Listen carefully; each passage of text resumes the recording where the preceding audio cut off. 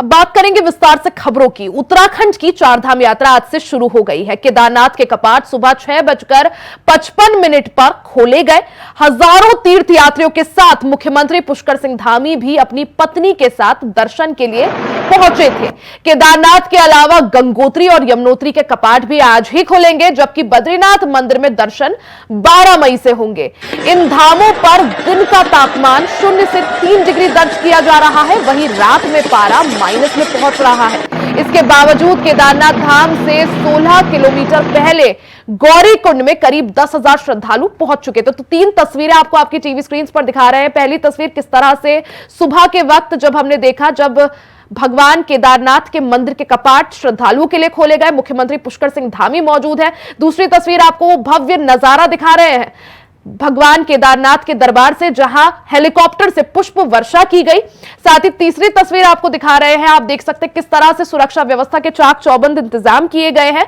साथ ही भारी संख्या में 10,000 के करीब श्रद्धालु उस दौरान मौजूद रहे जब भगवान केदारनाथ के मंदिर के कपाट खोले गए।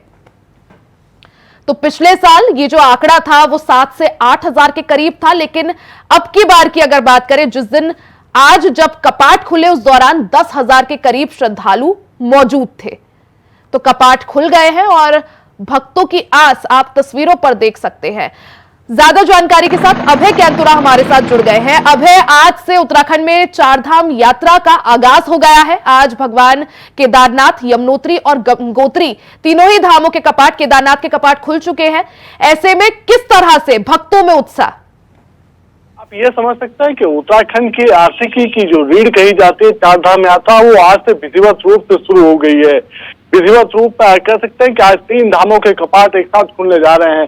सुबह 7 बजे बाबा केदारनाथ के धाम के जो कपाट हैं वो यहाँ पर विधि विधान के साथ खोले गए। अब से कुछ देर बाद ये कह सकते हैं कि 10:30 बजे माँ यमुना के जो स्थान है, माँ यमुना की डोली का जो स्थान है यमुनोत्री धाम, वहां पर कपाट खुलेंगे और दोपहर 12:30 बजे गंगोत्री धाम के कपाट विधि विधान के साथ श्रद्धालुओं के लिए खोल दिए जाएंगे। ये कहा जा सकता है कि कल हरिद्वार और ऋषिकेश से यात्रियों के जो पहला जत्था था, उस जत्थे को वहां से रवाना कर दिया गया था। कैबिनेट मंत्री प्रेमचंद अग्रवाल की तरफ से हरी झंडी दिखाकर रवाना किया गया था। और आज ये कह सकते हैं कि केदारनाथ धाम में खुद मुख्यमंत्री पुष्कर सिंह धामी ने सभी श्रद्धालुओं का स्वागत वहां पर किया। उन्हें चारधाम यात्रा की बधाई और शुभकामनाएं वहां पर दी और जो पहली पूजा अर्चना उनके द्वारा वहां पर की गई है केदारनाथ धाम में, उसमें प्रदेश की खुशहाली और समृद्धि की कामना उनकी तरफ से की गई है। 10,000 से ज्यादा श्रद्धालु इस दौरान केदारनाथ धाम में मौजूद रहे और ये वो आंकड़ा है जो आने वाले दिनों में कह सकते हैं कि और बढ़ाने वाला आंकड़ा होगा और राज्य सरकार को और पर्यटन विभाग को गर्व में अपील भी प्रशासन की तरफ से यही की जा रही है कि अब की बार जो चारधाम यात्रा है इसको ऐतिहासिक बनाना है। इसी को देखते हुए तैयारियां की गई है और जैसा हम सोच ही रहे थे, आज मुख्यमंत्री पुष्कर सिंह धामी केदारनाथ धाम के कपाट खुलते वक्त मौजूद रहे। उनकी पत्नी गीता धामी भी थी। सबसे पहली पूजा अर्चना उन्होंने की। लेकिन क्या माना जाए, जिस तरह से आज 10,000 से ज्यादा जो श्रद्धालु है केदारनाथ धाम पहुंचे थे, किस तरह से तैयारियां, किस तरह से सुरक्षा व्यवस्था? देखिए, सबसे बड़ी बात है कि इस बार केदारनाथ धाम हो या बद्रीनाथ धाम हो या फिर गंगोत्री या यमुनोत्री, इस यात्रा को सुव्यवस्थित करने के लिए एक मैकेनिज्म तैयार वहां पर किया गया, व्यवस्थाएं बनाने की कोशिश वहां पर की गई है। आज सुबह ये कह सकते हैं कि जब केदारनाथ धाम के कपाट खुलने की प्रक्रिया शुरू हुई थी तो सीधे तौर पर कह सकते हैं कि मंदिर से 100 मीटर दूर ही पहले श्रद्धालुओं को रोकने का काम वहां पर कर दिया गया था। यानी किसी भी प्रकार से कपाट खुलने की प्रक्रिया में कोई भगदड़ ना हो, कोई ऐसी वहां पर कोई लापरवाही ना हो जिससे कपाट खुलने की प्रक्रिया में कोई व्यवधान उत्पन्न हो। इसलिए पहले से ही व्यवस्था बनाने का काम वहां पर शुरू कर दिया गया था। जब कपाट ठीक 7 बजे ये कह सकते हैं कि वैदिक मंत्रोच्चारों के साथ कपाट जब खोलने की प्रक्रिया संपन्न हुई तो उस दौरान भी भक्तों को किसी प्रकार से अंदर दर्शन करने के लिए नहीं आने दिया गया। थोड़ी देर उन्हें आराम, ये कह सकते हैं कि थोड़ी देर उन्हें वहां पर रोका गया। करीब आधे घंटे बाद, यानी कपाट खुलने के आधे घंटे बाद दर्शनों के लिए भक्तों को अंदर जाने की अनुमति मिल पाई और उसके बाद भक्तों को वहां पर दर्शन करने की इजाजत मिली। सीधे तौर पर ये कह सकते हैं कि जिस प्रकार से भीड़ वहां पर उमड़ी थी, ऐसे में गर्भगृह में जाने की किसी भी श्रद्धालु को वहां पर अनुमति नहीं दी गई, बल्कि गर्भगृह से पहले जो दरवाजा है वहीं से ही भक्तों को दर्शन करने के लिए वहां पर कहा गया। सभी भक्त वहां से दर्शन करते हुए भी नजर आए। अब जो चारों धाम है, चारों धामों में से सबसे ज्यादा श्रद्धालु जो है केदारनाथ धाम पहुंचते हैं। ऐसे में क्राउड मैनेजमेंट किस तरह से किया जाएगा, उसके लिए आपकी बार किस तरह से व्यवस्थाएं हैं? साथ ही आपसे यह भी जानना चाहूंगी, जैसा आपकी बार बात चल रही थी कि टोकन सिस्टम चलेगा, तो क्या केदारनाथ में भी वो टोकन सिस्टम देखने को मिलेगा? क्योंकि कई बार ऐसा होता है कि श्रद्धालु की लंबी लंबी कतारें लगी होती है, काफी ज्यादा श्रद्धालुओं को परेशानी होती है और अपनी बारी का इंतजार करना पड़ता है। तो क्या उसके लिए कुछ अब की बार कुछ नया रोड मैप या कुछ नया प्लान तैयार किया गया है? देखिए, सबसे बड़ी बात है कि चारों धामों में श्रद्धालुओं के दर्शन सुगम तरीके से वहां पर हो सके, सब यात्रियों की यात्रा सफल हो सके, ऐसी व्यवस्था बनाने की कोशिश की गई है। लेकिन जो टोकन व्यवस्था रखी गई है वो सिर्फ बद्रीनाथ धाम में वहां पर रखी गई, क्योंकि बद्रीनाथ धाम में श्रद्धालु आसान तरीके से वहां पर पहुंच सकते हैं, अपनी गाड़ियों से सीधे बद्रीनाथ धाम तक वहां पर पहुंच सकता है। वहां से कुछ ही दूरी का उन्हें रास्ता जो होता है वो पैदल दूरी का तय करना पड़ता है, जो मंदिर प्रांगण तक उन्हें पहुंचाने का काम करता है। लेकिन केदारनाथ धाम में ये कह सकते हैं कि विषम भौगोलिक परिस्थितियां वहां पर होती है। गुप्त काशी से केदारनाथ धाम तक यात्रियों को पैदल रास्ता पार करके वहां पर पहुंचना पड़ता है। तो ऐसे में जो श्रद्धालु वहां पर आएंगे उन सभी श्रद्धालुओं के दर्शन हो सके, ऐसी व्यवस्था करने की प्रक्रिया वहां पर बनाई गई है। जो भीड़ की हम बात यहाँ पर कर रहे हैं, उस भीड़ पर नियंत्रण पाने के लिए कह सकते हैं कि स्थानीय पुलिस के साथ साथ जो मंदिर समिति के जो लोग हैं वो उन सब व्यवस्थाओं को बनाने की कोशिश वहां पर कर रहे हैं। और जो ये कह सकते हैं कि एक ज्यादा फोर्स जो वहां पर अलग से बनाई गई है धामों में, उस फोर्स के माध्यम से भीड़ को नियंत्रित करने का काम वहां पर किया जाता है। यानी किसी भी प्रकार से नियम भी ना टूटे, सभी श्रद्धालुओं को दर्शन भी धामों में हो सके और उनकी यात्रा यानी जब भी श्रद्धालु यहाँ से जाए तो एक अच्छी मेमोरी, अच्छी यादें उत्तराखंड की लेकर जाए। और यही वजह है कि अब की बार की चारधाम यात्रा को ऐतिहासिक बनाने के लिए भरपूर तैयारियां की गई है। आप नजर बनाए रखें। बहुत बहुत शुक्रिया जानकारी के लिए। तो तस्वीरें आपको दिखा रहे हैं, भव्य तस्वीरें चारधाम के, चार धामों में से एक भगवान केदार के दरबार की है, जहां आज भगवान केदार के कपाट खुले और ऐसे में भारी संख्या में श्रद्धालु जो है यहां मौजूद रहे। श्रद्धालु का तांता लगा रहा। मुख्यमंत्री पुष्कर सिंह धामी भी कपाट खुलने के दौरान मौजूद रहे।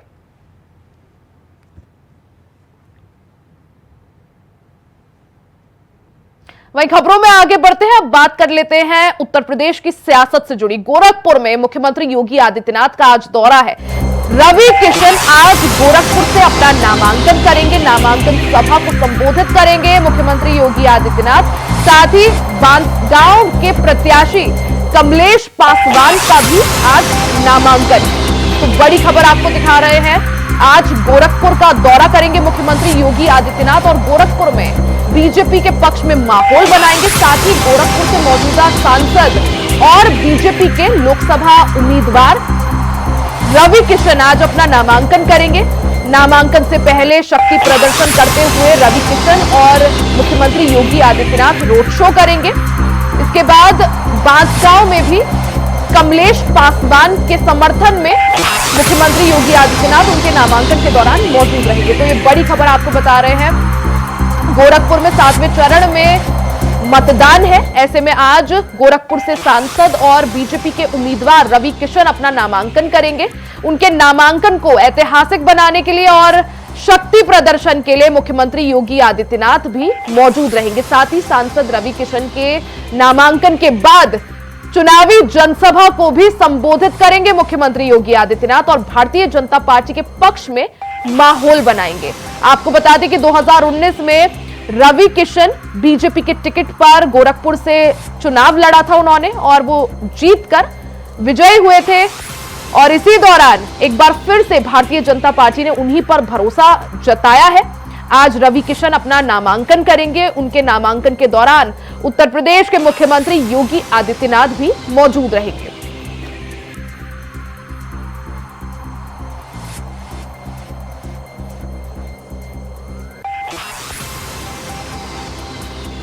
अवनीश मणि त्रिपाठी हमारे साथ गोरखपुर से लाइव जुड़ गए हैं। अवनीश, अगर बात की जाए, आज रवि किशन अपना नामांकन करेंगे, उससे पहले शक्ति प्रदर्शन की तैयारी, कितने बजे नामांकन करेंगे रवि किशन और शक्ति प्रदर्शन की क्या कुछ तैयारियां? किशन जी की अगर हम बात करें तो सुबह उठ करके उन्होंने बाबा गोरखनाथ का दर्शन किया, पूजन किया रुद्राभिषेक। उसके बाद 11 बजे वो जो है नामांकन करेंगे। नामांकन के दौरान जो है सूबे के मुखिया योगी आदित्यनाथ महाराज, डिप्टी सीएम ब्रजेश पाठक जी और तमाम बीजेपी के बड़े दिग्गज चेहरे यहाँ पे शक्ति प्रदर्शन करने के लिए मौजूद रहेंगे। वहीं अगर हम बात करें बांसगांव सांसद कमलेश पासवान जी की, तो उनके साथ भी बीजेपी के तमाम समर्पित कार्यकर्ता और मुख्यमंत्री सहित तमाम लोग जो है मौजूद रहेंगे। साथ ही जो है ग्रामीण से जो है सदल प्रसाद जी नामांकन दाखिल करेंगे। उनके जो है रोड शो और नामांकन के दौरान तेजस्वी यादव, इमरान बिल्कुल, यानी अवनीश आज भारतीय जनता पार्टी के कई सारे जो दिग्गज है वो अपना नामांकन करेंगे। रवि किशन की बात अगर करें, नामांकन के बाद जनसभा की भी तैयारी है, तो ऐसे में जनसभा को देखते हुए क्या माना जाए, कितने लोगों की भीड़ जुट सकती है?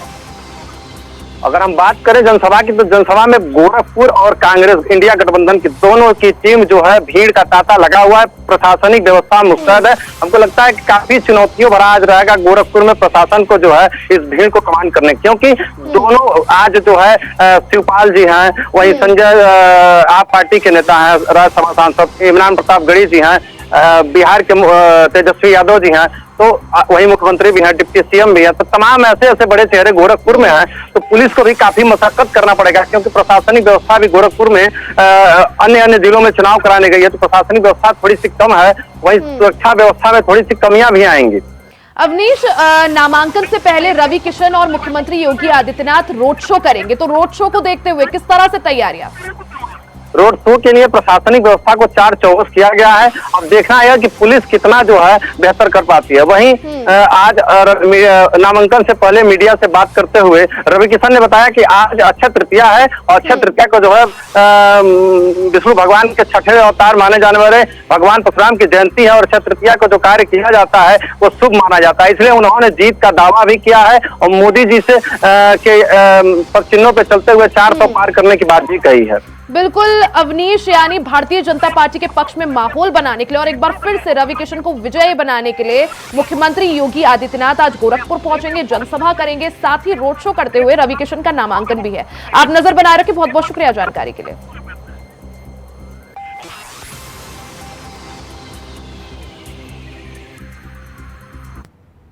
तो आज उत्तर प्रदेश का सियासी पारा गरमाएंगे राहुल और अखिलेश। तो राहुल गांधी और अखिलेश यादव साझा रैली करेंगे। कन्नौज और कानपुर में राहुल गांधी और अखिलेश यादव जनसभा करेंगे। दोपहर 12 बजे के करीब कन्नौज में संयुक्त जनसभा होगी। दोपहर 2:30 के करीब कानपुर में संयुक्त जनसभा करेंगे। तो बड़ी खबर आपको बता दें, आज उत्तर प्रदेश का सियासी पारा गरमाएंगे राहुल गांधी और अखिलेश यादव, संयुक्त और साझा रैली करेंगी, साथ ही जनसभा भी करेंगे। तो कन्नौज और कानपुर में राहुल गांधी और अखिलेश यादव एक साथ एक मंच पर नजर आएंगे। कन्नौज में पहले उनकी रैली होगी, जनसभा होगी, उसके बाद कानपुर में उनका कार्यक्रम है। तो एक तरफ जहां भारतीय जनता पार्टी पूरी तरह से अपनी तैयारी में जुटी हुई है, तूफानी प्रचार प्रसार जारी है, वहीं दूसरी तरफ अब इंडिया अलायंस में कांग्रेस और समाजवादी पार्टी भी हरकत में नजर आ रहे हैं। तैयारियां जोर शोर से चल रही हैं। इसी को देखते हुए आज राहुल गांधी और अखिलेश यादव उत्तर प्रदेश का सियासी पारा बढ़ाएंगे। कन्नौज और कानपुर में उनका कार्यक्रम है। एक साथ एक मंच पर राहुल गांधी और अखिलेश यादव एक बार फिर से नजर आएंगे, साझा रैली करेंगे, जनसभा करेंगे। सबसे पहले कन्नौज में उनका कार्यक्रम है। आपको बता दें कि कन्नौज से अखिलेश यादव खुद चुनावी मैदान में है। वहीं कानपुर में ये जो सीट है ये कांग्रेस के खाते में आई है और इससे कांग्रेस के उम्मीदवार चुनावी रण में है। ऐसे में कन्नौज और कानपुर में माहौल बनाने के लिए अखिलेश यादव और राहुल गांधी एक साथ एक मंच पर नजर आएंगे और चुनावी रैली करेंगे। सबसे पहले कन्नौज में उनका कार्यक्रम है, उसके बाद 3 बजे के करीब कानपुर में कार्यक्रम है।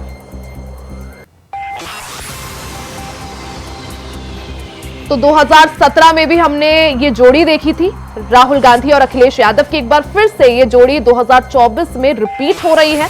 अब सवाल यही कि क्या बीजेपी को या एनडीए गठबंधन को ये जोड़ी राहुल गांधी और अखिलेश यादव की हरा पाएगी। राहुल और अखिलेश आज साझा रैलियां करेंगे, कन्नौज और कानपुर में उनका कार्यक्रम है। ज्यादा जानकारी के साथ मोहम्मद आसिफ हमारे साथ जुड़ गए हैं। मोहम्मद आसिफ, 2017 में भी हमने ये जोड़ी देखी थी, एक बार फिर से 2024 में उत्तर प्रदेश की सियासी तपिश बढ़ाने के लिए साझा रैली अखिलेश यादव और राहुल गांधी करते हुए नजर आएंगे। क्या कुछ आज का कार्यक्रम है? जी बिल्कुल रिया, जिस तरह से सपा प्रमुख अखिलेश यादव और राहुल गांधी की साझा रैली कन्नौज और कानपुर में होनी है, यह रैली काफी अहम मानी जा रही है। बात करें सपा प्रमुख अखिलेश यादव की, तो कन्नौज से चुनाव लड़ रहे हैं, तो कहीं न कहीं उन्हें यह डर भी सता रहा है क्योंकि उनके सामने मौजूदा सांसद सुब्रत पाठक चुनावी ताल ठोक रहे हैं। और ऐसे जिस तरह से सुब्रत पाठक का लगातार बयान आ रहा है, उससे कहीं न कहीं समाजवादी पार्टी प्रमुख अपनी प्रतिष्ठा बना चुकी है और ज्यादा से ज्यादा वोटों को से जीतने के लिए अब सपा प्रमुख राहुल गांधी का सहारा ले रहे हैं। और पहली रैली अखिलेश यादव और राहुल गांधी की कन्नौज में होगी, उसके बाद उनका कार्यक्रम कानपुर में है, जहां इंडिया गठबंधन प्रत्याशी आलोक मिश्रा को जिताने के लिए यह दोनों नेता अपील करेंगे। लेकिन अभी रिया, जिस तरह से चुनावी समीकरण हर रोज बदल रहे हैं, 54 सीटों पर अभी चुनाव होना बाकी है और इन सीटों पर मजबूत पकड़ बनाने के लिए इंडिया गठबंधन यानी राहुल गांधी और अखिलेश यादव पूरी ताकत झोंक रहे हैं। लेकिन वहीं दूसरी तरफ अगर बात करें एनडीए की, तो एनडीए से यूपी सीएम योगी आदित्यनाथ, ब्रजेश पाठक, उपेंद्र चौधरी जैसी कई ऐसी मोहम्मद आसिफ, जिस तरह से 2019 की अगर बात करें, कन्नौज से सुब्रत पाठक ने अखिलेश यादव की पत्नी डिंपल यादव को हरा दिया था। ऐसे में फिर से कन्नौज जीतने के लिए अखिलेश यादव आज चुनावी माहौल जरूर बनाएंगे। लेकिन राहुल गांधी और अखिलेश यादव की ये जो जोड़ी है और साझा ये जो रैली का फैसला है, कितना पक्ष इंडिया अलायंस के पक्ष में बना पाएगा, कितना माहौल ये बना पाएगा? जी बिल्कुल दिया, जिस तरह से अखिलेश यादव और राहुल गांधी की साझा रैली होनी वाली है कन्नौज में, लेकिन अगर 2017 के चुनाव परिणाम की बात करें तो समाजवादी पार्टी ने राहुल गांधी के साथ समझौता किया था और दोनों ने मिलकर चुनाव प्रचार भी किया था।